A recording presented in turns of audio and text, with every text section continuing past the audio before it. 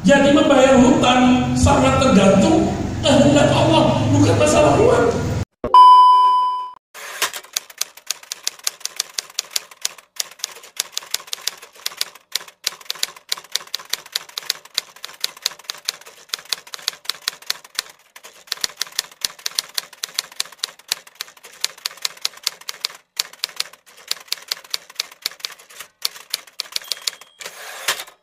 Holy Grail.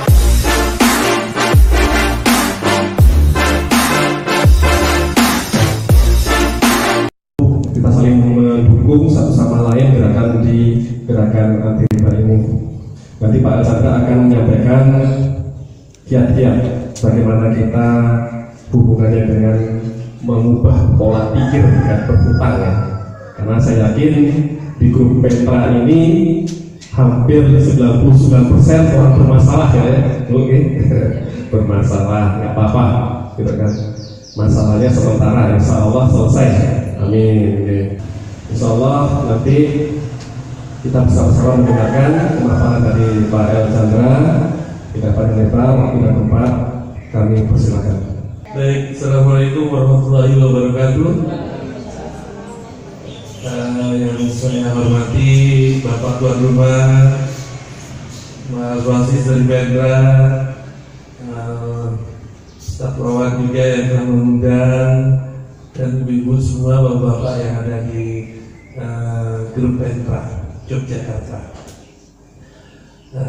Puji syukur mari sama-sama kita panjatkan kepada Allah karena hari ini kita bisa dipertemukan, dan saya yakin pertemuan ini merupakan skenario dari Allah ya, karena kalau Allah tidak berkehendak hari ini kita ketemu, kita akan ketemu. Baik, waktu saya tidak panjang, saya ingin gunakan waktu ini seefektif mungkin.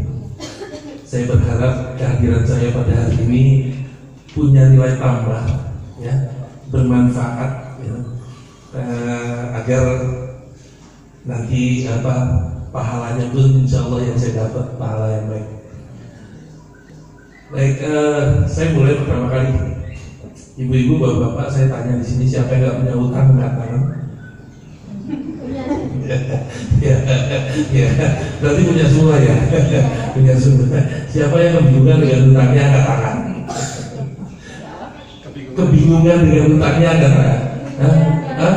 Oh, nggak bingung ibu? Nggak, biasa aja ya. Sudah selesai itu ya. Alhamdulillah. Yang lain masih berjuang bu. Ibu udah selesai. Baik. Kalau nggak ada uang nggak bisa bayar utang. Betul. Kalau nggak ada uang nggak bisa bayar utang. Apakah syarat bisa bayar utang itu harus ada uang? Ini mindset. Ya. Pernah melihat ya? Ini saya sering karena saya pegawai bank. Dulu ada debitur saya kaya bu, usahanya jalan, usahanya bagus, ya, usahanya bagus, kaya, asetnya banyak, tapi nggak bayar utang tuh. Ada banyak. Ya, berarti kalau uang ada nggak nih? Ada. Tapi kok nggak bayar utang?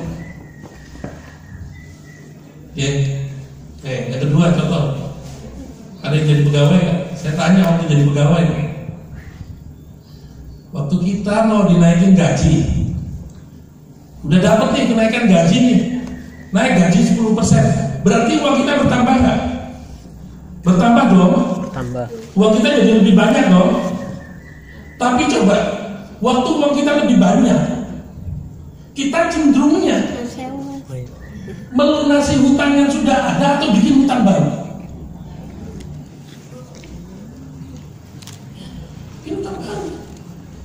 Padahal jumlah uang kita lebih. Betul. Nanti bayar hutang bukan masalah uang ibu. Bapak, bayar hutang masalah apa? Masalah Allah berkehendak nggak kita bayar. Kalau Allah berkehendak kita bayar. Kalau Allah itu berkehendak nggak kayak manusia bu. Kita minta restu sama manusia. Kalau manusia itu ngomong ya saya restui, tapi nggak mau dari apa-apa. Kalau Allah berkehendak sama kita, bahkan dia siapin uangnya bu. Itu bedanya. Jadi membayar hutang sangat tergantung kehendak Allah, bukan masalah uang. Kalau Allah berkehendak kita bayar hutang, bayar, selesai. Cuma sekarang, pernahkah kita mancing kehendak Allah itu datang sama kita? Bahkan seberapa sering kita berdoa minta hutang kita dibayarin sama Allah, coba. Seberapa sering? Sering, oke. Saya tanya, waktu minta itu, waktu berdoa minta dibayarin hutangnya sama Allah, kadang begini Bu, ya Allah, Engkau yang maha kaya ya Allah, lunasilah hutangku ya Allah. Tapi hatinya ngomong gini nih, tapi dari mana ya duitnya? Usahanya gak jalan gitu kan? Itu kan yang keluar sama yang di dalam hati berbeda. Lah yang Allah tangkap yang mana? Yang di dalam hati yang ditangkap Allah. Kata Allah, ini orang minta bantuanku tapi gak yakin sama aku. Bu, kita gak usah ngurusin Allah mau datangin dari mana uangnya. Itu bukan urusan kita, itu urusannya Allah. Urusan kita apa? Yakin sama Allah dan minta. Itu aja kan. Jadi problem kita satu, sampai hutang ini selesai, kita kurang yakin sama Allah. Atau kita gak pernah minta hutang kita dibayarin Allah. Seolah-olah hutang itu bisa terbayar kalau kita punya uang, gitu kan? Percaya sama saya, Bu, kalau belum berkehendak, Ibu pegang uang juga gak bakal selesai. Oke, sebagai penutup dari saya, buat memotivasi. Waktu saya keluar dari bank, saya punya KPR, angsurannya 7 juta sebulan. Tapi saya nekat, udah saya keluar aja lah. Dengan hitung-hitungan manusia, saya nggak harap itu mampu saya selesai. Dengan hitung-hitungan dari usaha, mampu. Tapi ternyata setahun saya jaga itu angsuran. Jadi saya KPR 10 tahun, sudah berjalan 6 tahun, tapi karena saya keluar dari kantor sisa 4 tahun, setahun ngebayar 7 juta tuh setengah mati. Habis-habisan saya. Sampai akhirnya saya minta keringanan ke banknya. Karena dulu waktu saya ngambil KPR itu di Jakarta, jadi saya datengin bank itu 2 kali, datengin. Bikin surat dari mulai level clerical sampai level direktur kepatuhan di bank itu namanya direktur kepatuhan. Saya kirimin semua surat. Cuma minta tolong angsuran saya diturunin jadi 2 juta. Dan tidak pernah dihiraukan. Gak ada respon apa-apa dari bank. Saya tetap harus bayar 7 juta. Walaupun saya 2 kali kan ke Jakarta. Cuma bang ngomong ini. Alasannya apa? Karena kolektibilitas saya 1. Saya bilang dia kolektibilitas saya 1. Tapi bapak nggak tahu bagaimana saya menjaga itu. Saya berdarah-darah mati. Dan ini hanya tinggal tunggu waktu. Saya nggak bisa bayar itu. Kenapa? Karena saya sudah nggak bekerja. Dulu kan waktu ngambilnya kan pakai gaji kan. Ya tapi setelah saya hijrah kan nggak ada lagi itu. Dan mereka nggak mau tahu. Udah sampai akhirnya apa? Saya merasa udah nggak punya apa-apa, nggak tahu caranya bagaimana. Dan alhamdulillah waktu itu saya ingat, ya Allah, ternyata ada Allah. Benar, wah saya kebut tuh doanya, doa terus, ya Allah engkau yang maha kaya, engkau lunasi hutang. Itu saya kebut terus doa itu sambil membangun keyakinan saya pada Allah. Solusinya datang begini. Pertama, saya dulu orang tua saya punya rumah di Togoti Taufik, rumah okay. Orang tua saya dua-duanya sudah meninggal dunia, jadi itu rumah warisan. Kami 5, berlima laki-laki semua. Adik saya tiba-tiba telepon saya, Mas kita jualan dari rumah warisan. Ya udah, yuk kita bilang yang lain. Udah, bilang yang lain sepakat 5 jual, oke jual. Dan mereka menyerahkan kepada saya untuk prosesnya. Udah, saya bikin spanduk, saya sehari saya pasang, besoknya dia telepon. Nawar. Dan penawarannya di luar dugaan. Bagus banget. Saya bilang sama saudara-saudara, ini tuh kan yang nelpon saya, ini orang pertama yang nelpon dan penawarannya bagus. Ini udah bagus banget saya bilang. Mau dilepaskan nih? Ya udah, mereka serahin saya. Terserah. Lalu saya lepas. Prosesnya seminggu Bu, seminggu selesai, di notaris selesai, bagi-bagi. Ya karena kita lagi semua kan nggak apa kan, udah ini dapatnya bagi-bagi, bikin tanda tangan, selesai dapat. Saya pegang uang dari hasil warisan. Ini mau saya pakai untuk negosiasi ke bank. Maksud saya turunin deh sedikit nih angsuran outstandingnya, gitu kan?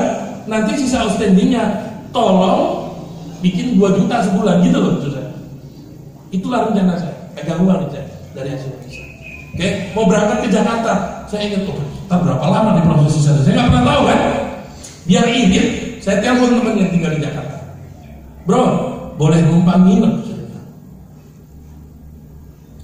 Teman saya tanya, mau ngapain? Negosiasi utang KPR, ya. Udah, lunasin aja lah. Mau bro, tapi gimana? Bayar 7 juta sebulan aja saya susah. Yaudah, berangkat lu ke Jakarta, ke rumah gua. Malam-malam saya sampai, pagi saya ketemu sarapan di meja makan sama dia. Dia ngingetin lagi, lunasin aja itu utang. Iya, uangnya dari mana sih? Ini gua baru dapat warisan sedikit. Udah deh gini, nego aja sama bapak. Ntar sisanya berapa, lo kontak gua. Udah, saya datang ke ngobrol, sisa 260 juta tuh. Karena teman saya suruh kontak, saya kontak ya. Masih banyak, ratusan saya bilang. Iya berapa dari kemarin, masih banyak berapa? 260. Terus gimana cara nyelesainnya? Ya kalau itu ada duitnya selesai, besok paling bisa menunjukkan. Ya udah benar rekeningmu. Kasih gue nomor itu. 10 menit uang masuk. Saya selesai itu, saya masih di bank. Selesai. Udah besok saya datang ambil sertifikat. Saya pegang sertifikat, saya datangin kantor teman saya tadi. Nih, sertifikat rumah tua. Terus dia bilang, ngapain lu bawa ke sini? Kan sekarang utang gua sama lu. Ya tapi ngapain juga kau nyimpen-nyimpen? Udah lu bawa pulang ke Jogja dah. Ya tapi gua punya utang. Ya iya udah, gak usah pakai beginian. Oke, kita bikin perjanjian. Jadi saya bikin perjanjian itu di kantornya teman saya itu. Saya pinjam laptop anak buahnya. Saya ketik situ. Saya bilang, saya tulis itu di situ. Pendapatan sekarang saya dari bubur ayam. Bubur ayam itu kalau bulan puasa tutup. Dan baru buka 2 minggu setelah Lebaran. Jadi saya mohon 2 bulan saya nggak bayar angsuran. Jadi dalam setahun 12 bulan saya cuma bayar 10 kali. Dan sebulannya 2 juta rupiah. Itu saya tulis tuh di situ. Dan saya kasih dia, nih. Terus dia bilang, oke, lu baca dulu, baca. Dia bilang gini, udah, ini aja. Jadi gue teken nih, dia bilang, ya terserah lu. Oke, gue tambahin sedikit. Tahu nggak yang dia tambahin apa? Kalau meninggal lu lunas. Udah, saya pulang. Pulang saya bawa sertifikat. Sekarang ini saya menyicil 2 juta. Saya hitung 8 tahun 2 juta, gak pakai bunga. Itu pun kalau saya telat gak punya duit, saya cuma ngomong, bro, belum ada duit nih, santai aja bro. Saya gak pernah mimpi seperti ini, gak pernah. Tidak pernah, bahkan berkhayal menyelesaikan hutang dengan cara ini aja saya gak pernah. Tapi begitulah cara Allah. Kalau Allah sudah berkehendak, makanya tadi saya bilang, kalau Allah berkehendak itu bahkan dimudahkan. Cuma pertanyaannya sih, yakin apa kita sama Allah itu? Kalau dalam doa aja kita masih nggak yakin, masih bingung Allah hasilnya dari mana, itu bukan urusan kita, itu urusan Allah. Gak usah memperkecil kuasa Allah, cuma gara-gara kita bingung itu datangnya dari mana. Lakukan aja tugas kita. Apa? Tempel terus Allah. Minta. Cuma itu kok. Dan itu gak ada biayanya. Saya tanya, yakin gak di ibu dan bapak di ruangan ini?